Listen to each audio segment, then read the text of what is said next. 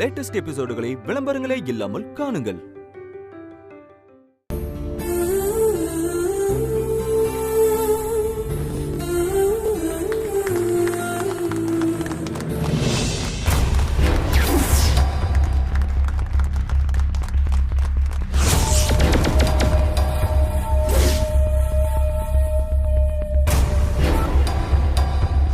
ஐபிஎஸ்க்கு தயாராகிக்கிட்டு police வேலையும் கற்றுக்கணும்னு madam நினச்சாங்க.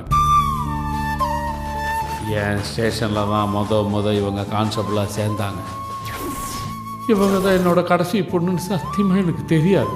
மேலதிகாரின்ற திமிரில் ஆம்பளைங்கிற அகம்பாவத்தில் அப்போல்லாம் இவங்களை நான் ரொம்ப டார்ச்சர் பண்ணியிருக்கேன்.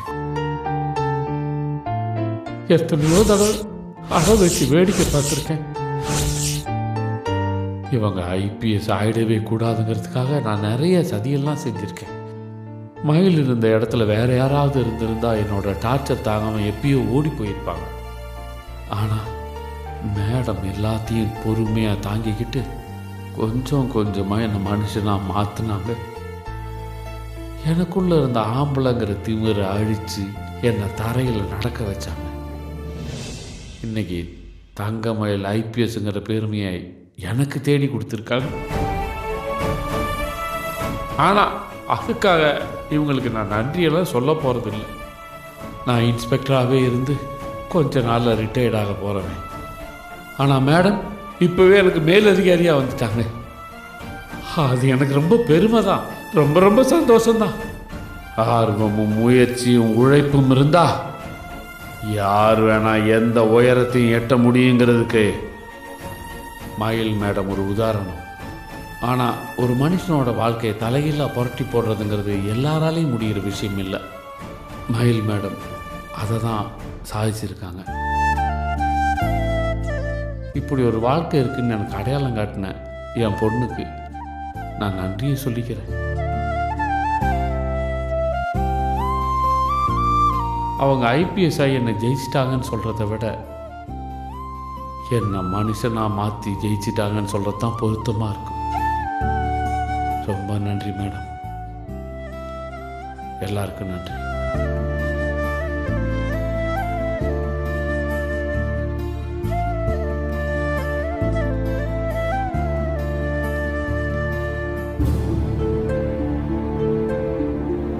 மேடம் நீங்கள் வாங்க. எக்ஸ்கியூஸ் மீ சார், நான் மேடமோட ஹஸ்பண்ட். சில விஷயங்களை நானும் பேசணும்னு நினைக்கிறேன், வந்து பேசலாமா? ப்ளீஸ் சார் வாங்க. தேங்க்ஸ். பேசுங்க. எல்லாருக்கும் வணக்கம். என் பேர் ஜீவா, மயில் மேடத்தோட ஹஸ்பண்ட்.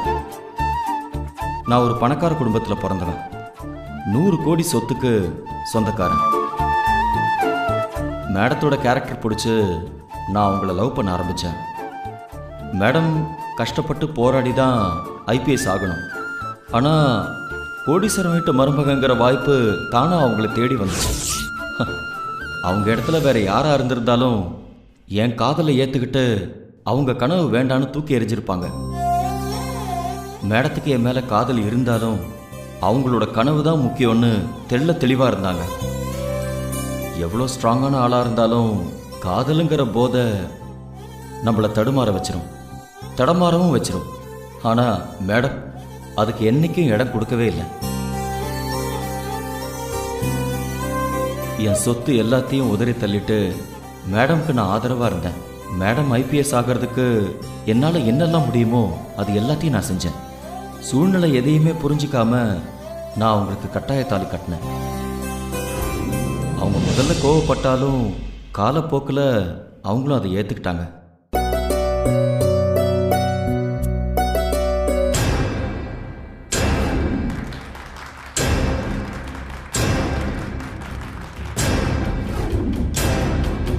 என்ன பண்ணுறது, என்னோட கெட்ட நேரம் என்னோட மனசுலையும் சாத்தான் பூந்துருச்சு. அவங்க பெரிய ஆள் ஆயிட்டா புருஷங்கிற மரியாதை எனக்கு கிடைக்காதோன்னு நான் பயந்தேன். அது மட்டும் இல்லை, எனக்குள்ளே இருந்த ஈகோ என்னை ரொம்ப இன்செக்யூர்டாக ஃபீல் பண்ண வச்சது. நீ ஐபிஎஸ் மயிலாக இருக்க வேண்டாம், எனக்கு பொண்டாட்டியாக இருந்தால் போதும்னு நான் மேடத்துக்கு கண்டிஷன் போட்டேன். வாழலான்னு சொல்லி நான் சொன்னேன். அப்படியே அவங்க அசைஞ்சு கொடுக்கல. தன்னோட கனவுல உறுதியாக நின்று அதை சாதிச்சும் காட்டி இப்போ உங்கள் முன்னாடி ஒரு ஐபிஎஸ் ஆஃபீஸராகவும் நிற்கிறாங்க. மேடம் மாதிரி நீங்களும் இருக்கணும். என்ன சூழ்நிலை வந்தாலும் என்ன நெருக்கடி வந்தாலும் உங்களோட கனவை நீங்கள் விட்டு கொடுக்கக்கூடாது.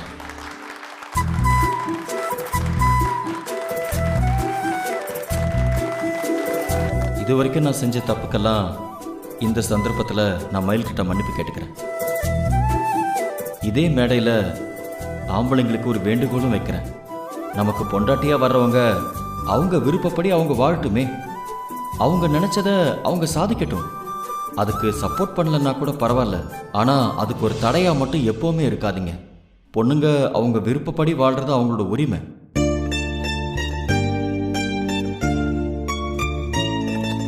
எனக்கு இந்த புரிதலை கொடுத்த மேடத்துக்கு ரொம்ப தேங்க்ஸ்.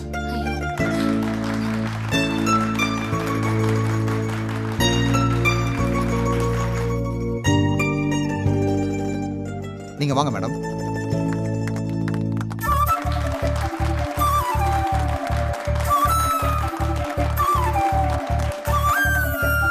எல்லாருக்கும் வணக்கம். என் அப்பாவும் ஜீவாவும் பேசிட்டு போனதை கேட்கும்போது உங்க எல்லாரோட கண்ணுக்குமே அவங்க ஒரு மோசமான வில்லனா தான் தெரிஞ்சிருப்பாங்க.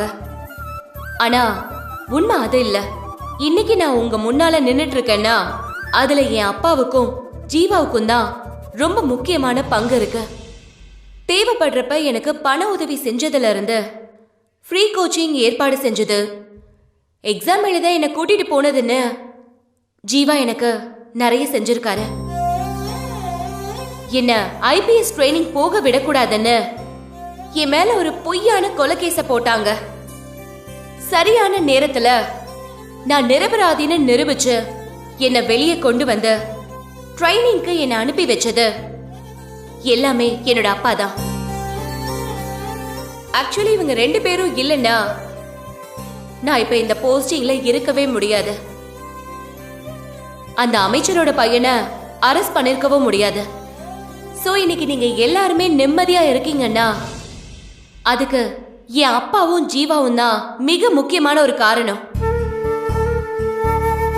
எனக்காக அவங்க 2 பேருக்கும் உங்களோட சார்பில பாராட்டுகளை கொடுக்கணும்னு நான் கேட்டுக்கிறேன்.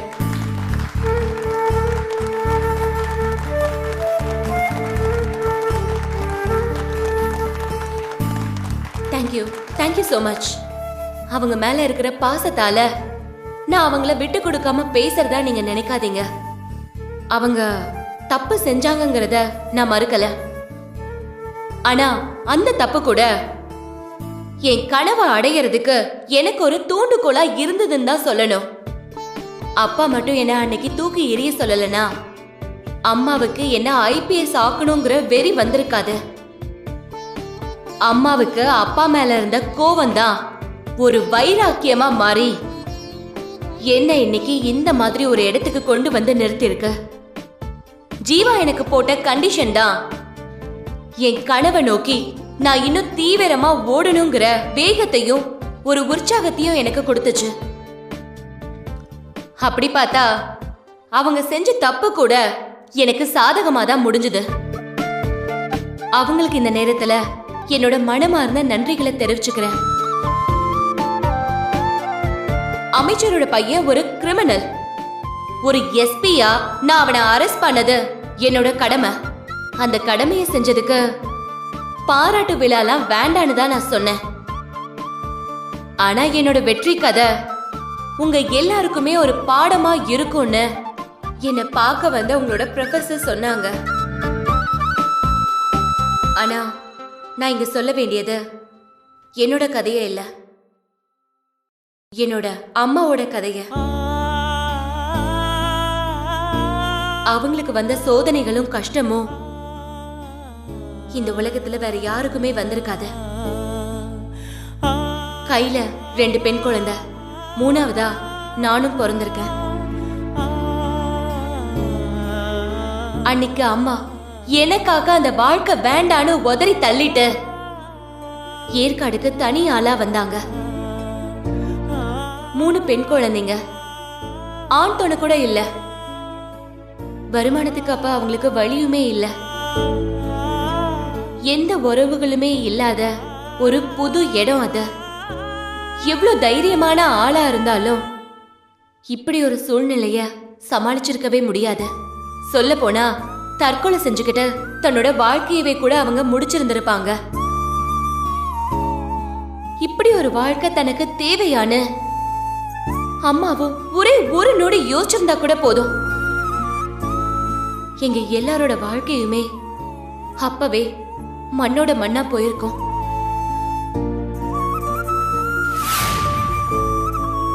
யாரை என் புருஷன் கொல்ல சொன்னாரோ அவளையே அவரை விட பெரிய போலீஸ் ஆபீசர் ஆக்கி காட்டுறேன்னு, அவரை அவ முன்னாடி சல்யூட் அடிக்க வைக்கிறேன்னு அம்மா மனசுல ஒரு வைராக்கியத்தை வளர்த்துக்கிட்டாங்க. எங்க எல்லாரையும் இவ்ளோ காலம் வாழ வச்சது அந்த வைராக்கியம் தான். தங்கமயில் IPSங்கிறது அம்மாவோட அந்த வைராக்கியம் தான். அம்மா அந்த கனவை சின்ன வயசுலயே என்னோட மனசுல விதைச்சிட்டாங்க. அதை நனவாக்குறதுக்காக என் கனவோட சேர்ந்து அவங்களும் உழைச்சாங்க, கஷ்டப்பட்டாங்க, போராடினாங்க. எல்லா சந்தோஷத்தையும் தியாகம் செஞ்சாங்க. அந்த தியாகம் தான் என்னை இவ்வளவு தூரம் கூட்டிட்டு வந்து சாதிக்க வச்சிருக்க.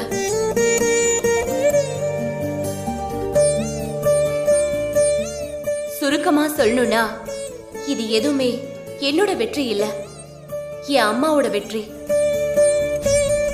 நிறைவேறினது என்னோட கனவு இல்ல, என் அம்மாவோட கனவு.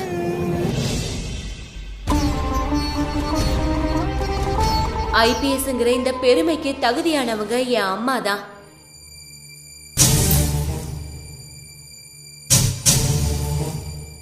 என் அம்மாவோட வாழ்க்கை மூலமா நம்ம எல்லாருமே தெரிஞ்சுக்க வேண்டியது ஒன்னே ஒண்ணுதான். ஒருத்தர் நமக்கு துரோகம் செஞ்சா அந்த கோவத்தை அவங்கள பழி வாங்குறதுல நம்ம காமிக்க கூடாது. மனசு வெறுத்து போய் நம்மளோட வாழ்க்கைய முடிச்சுக்க கூடாது. அந்த கோவத்தை அப்படியே பாசிட்டிவ் எனர்ஜியா மாத்தி நமக்கு துரோகம் செஞ்சவங்க முன்னால நம்ம வெற்றிகரமா வாழ்ந்து காட்டணும். அப்படி வாழ்ந்து காமிச்சுதான் எங்க அம்மா சாதிச்சிருக்காங்க.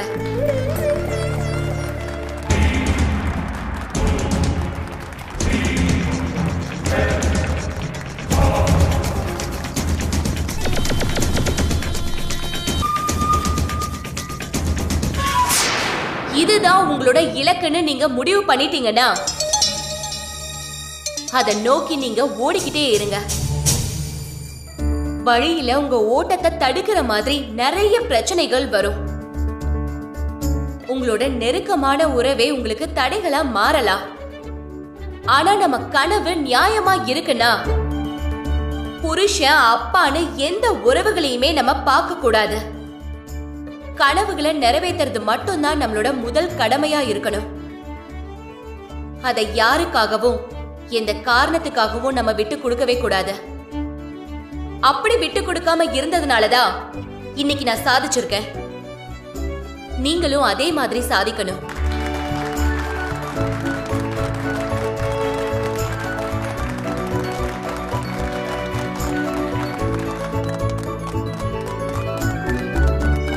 எல்லாருக்கும் ரொம்ப நன்றி.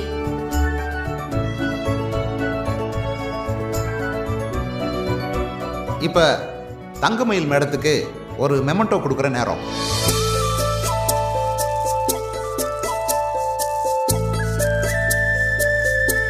எனக்கு ஒரு சின்ன ரெக்வெஸ்ட்.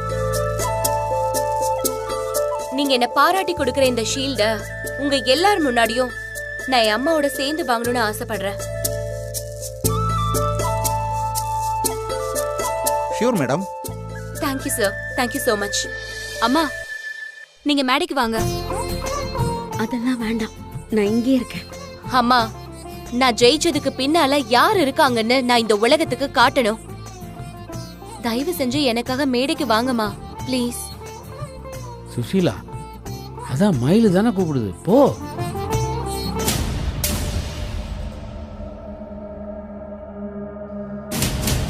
போங்கம்மா, போம்மா. கூப்பிடுறாள்ல போங்க. போம்மா. அப்பா நீங்களும் வாங்க. ஜீவா வாங்க. வாங்கம்மா வாங்க. வாமா.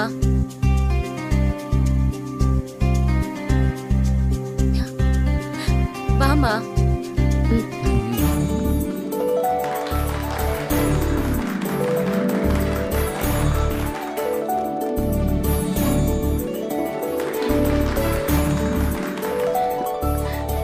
அம்மா நீங்க 2 வார்த்தை பேசினா நல்லா இருக்குமா?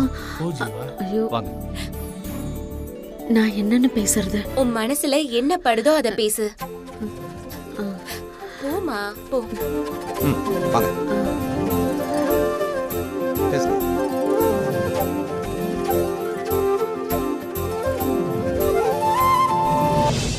அம்மா பேசு. எனக்கு மேடையிலலாம் பேசி பழக்கம் இல்லை. மயில் என் கதையை பற்றி சொன்னான்ல,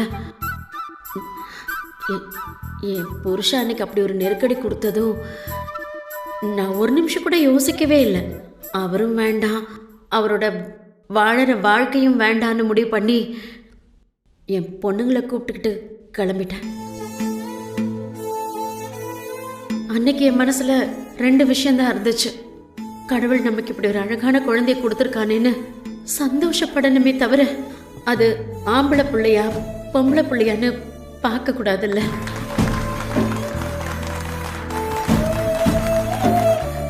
பொம்பளை பிள்ளைங்களை பெத்தாலும் சந்தோஷமா வாழ முடியும்னு எல்லாருக்கும் புரிய வைக்கணும்னு ஆசைப்பட்டேன்.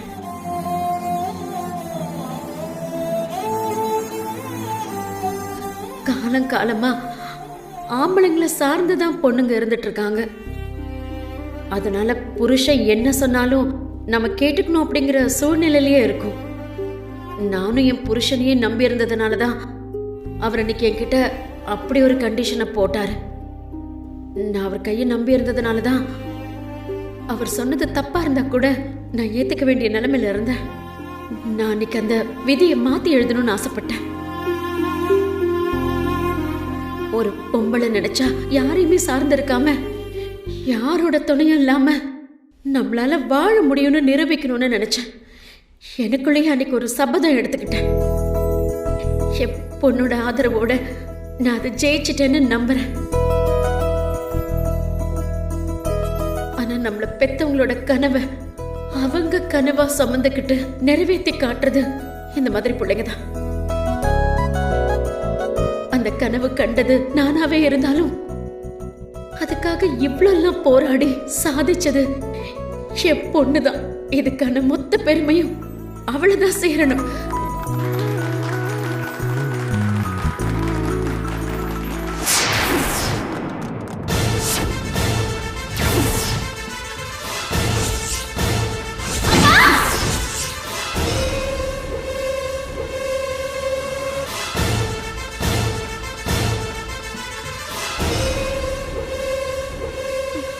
அம்மா அம்மா என்னாச்சு? அவனை பாரு பாரு. அவரு மைக் செட் காரருமா? சுசிலா, சுசிலா என்னாச்சு? என்னங்க, அதோ நான் சொன்னல மயில யாரும் சொல்ற மாதிரி கனவு வந்துச்சுன்னு. அவன் தாங்க என் கனவுல வந்தான். அவன்தான். இன்னும் அந்த கனவையே நினைச்சு பயந்துகிட்டு இருக்கியா? கனவுல வந்ததெல்லாம் நிஜமா நடக்காது. நீயும் குழம்பு எங்களையும் குழப்பாத. மா, குடிக்கிறதுக்கு அவளுக்கு கொஞ்சம் தண்ணி கொடு. சரிப்பா. மா இந்தா குடி குடிமா. அந்த அம்மாவுக்கு என் மேல ஏதோ சந்தேகம் வந்துருச்சு போல இருக்கு. இனிமே தள்ளி போட முடியாது. அவளை சுட்டுட்டு எஸ்கேப் ஆயிட வேண்டியதுதான். என் பொண்ணு என் கனவை நனவாக்குனதுல பெரிய சந்தோஷம். நீங்களும் என் பொண்ணு மாதிரி தான். நீங்களும் மயில மாதிரி சாதிக்கணும்னு நான் வாழ்த்துறேன். நன்றி. வாமா. இருமா, நீ அங்க இரு, நான் கூப்பிட்டு போறேன். சரிப்பா. பாத்துமா.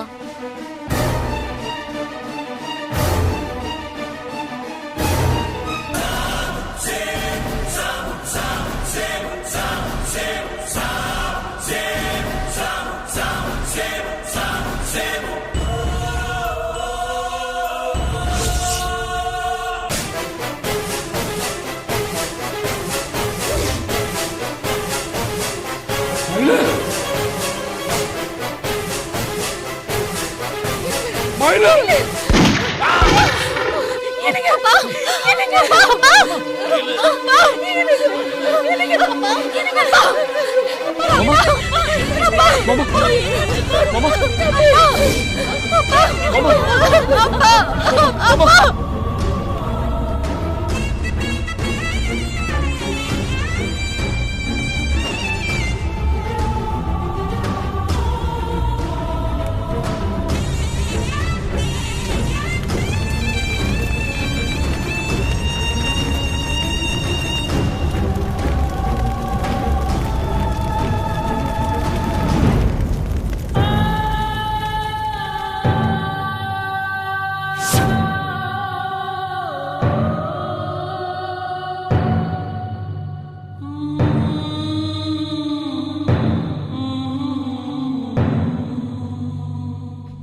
மயில, அப்பா எங்கேயும் போயிடலம்மா.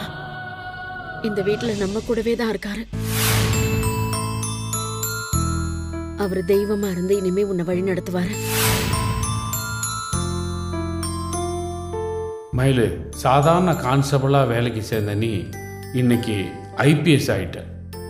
நீ இன்னும் வளர்ந்து வளர்ந்து டிஜிபி ஆகணும். ஊர் உலகம் உன்னை பாராட்டணும்.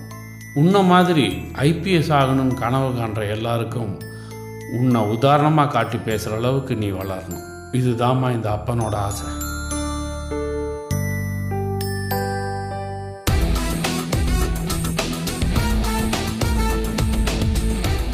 அம்மாவோட கனவை நிறைவேற்றின மாதிரி உங்களோட கனவையும் கண்டிப்பா நான் நிறைவேற்றுவேன்பா.